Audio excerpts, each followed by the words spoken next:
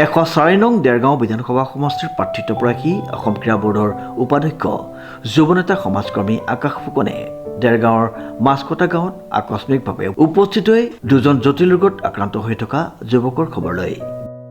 হয়, আমাৰ অভিজ্ঞান এগৰাকী উদীয়মান যুৱক, তেখেতৰ কিছু আমাৰ গেষ্ট্ৰলজিৰ সমস্যা ভুগি পেলাই তেখেতে যথেষ্ট দিন শয্যাগত হৈ আছে।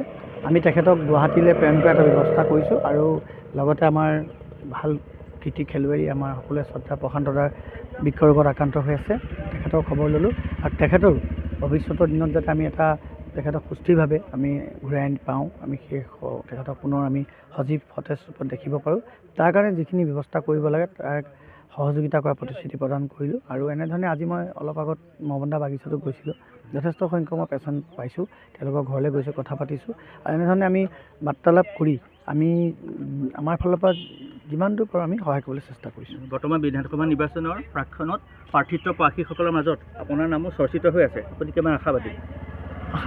আশাতে মানুহ থাকে, আশাতে জীয়াই থাকে, কিন্তু টিকেটৰ কথাটো লৈ এইটো এটা দলীয় কথা। দলে টিকেট দিব, দলে প্ৰাৰ্থিত্ব দিব, নিৰ্বাচন খেলিব, কিন্তু এনেধৰণে মানুহৰ মাজত থকাটোহে আচলতে ডাঙৰ কম্পিটিশ্যন। মোৰ আচলতে গোটেই জীৱনৰ কম্পিটিশ্যনটো এনেকুৱা যে মানুহৰ মাজত থাকিব লাগে, তাৰ কাৰণে আপোনালোকে সকলোৱে আশীৰ্বাদ কৰিব। বৰ্তমান বিধায়কজনৰ কাম কাজক লৈ ৰাইজ অসন্তুষ্ট, মানে যিমানটো উন্নয়ন হ'ব লাগে হোৱা নাই। দেৰগাঁওবাসী ৰাইজে জানে এই কথাটো, ভালকৈ জানে। দেৰগাঁৱত আপুনি বহুত দিন ধৰি দেৰগাঁওবাসী ৰাইজে ভালকৈ জানে বিধায়কজনে কি কৰিলে। এতিয়া আমি আৰু খৰমান কল্যাণ নেগাওঁ, গতিকে নিৰ্বাচন পালেহি আৰু 10-15 দিনৰ পাছত নিৰ্বাচন ঘোষণা হ'ব চাগে। গতিকে মই ভাবিছোঁ যে যোনেই নাহক, যোনে নেতৃত্ব নলওক, মই শব্দটোতো কেতিয়াও আহিবই নালাগে।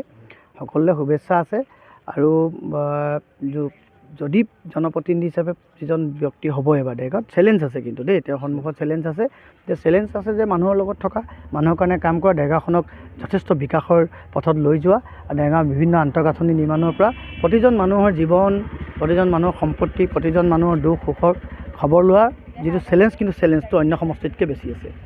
দেৰগাঁৱত আপুনি বহু বছৰ ধৰি সামাজিক কামত জড়িত হৈ আছে। সদায় থাকিম দেৰগাঁৱৰ ওচৰত আপুনি আহি দেৰগাঁৱত মই প্ৰাৰ্থিত্ব বিচৰা কথাটো ওলাই আছে নেকি, আপোনালোকে জানে, মইতো নাজানো, বহুতে বিচাৰি আছে, মইতো বিচৰা নাই। কিন্তু কথা হ'ল যে মোৰ কাৰণে ডাঙৰ কথাটো হ'ল যে যদি প্ৰাৰ্থিত্ব বিচৰা কথাটো ওলাই আছে, প্ৰাৰ্থিত্ব নোপোৱা যিদিনা নেপাম, তাৰ পিছদিনাৰ পৰা মই কিমান ৰাইজৰ কাম কৰিম, সেইটো মোৰ কাৰণে চেলেঞ্জ। দেৰগাঁৱত এতিয়া প্ৰাৰ্থিত্ব প্ৰাৰ্থীসকলৰ মাজত শুভেচ্ছা আছে, বহুত মানে সামাজিক কাম কৰা সমাজকৰ্মী এখন লিষ্টো দেখা যায় দীঘলীয়া, কি ক'ব?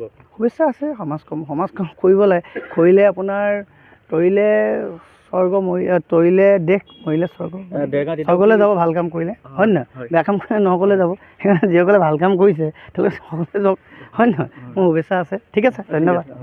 ইতিমধ্যে কেইবাটাও নিউজ চেনেলত সম্প্ৰচাৰ হোৱা জটিল ৰোগত আক্ৰান্ত অভিজ্ঞান ভঁৰালীক তেওঁ কিছু আৰ্থিক সাহায্য প্ৰদান কৰাৰ লগতে গুৱাহাটীত উন্নত চিকিৎসাৰ বাবে বিশেষ ব্যৱস্থা গ্ৰহণৰ কথা ব্যক্ত কৰে।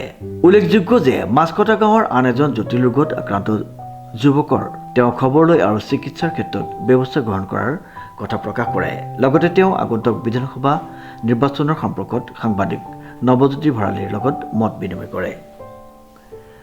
দেৰগাঁৱৰ পৰা নৱজ্যোতি ভঁৰালীৰ ৰিপৰ্ট, নিউজ নাও।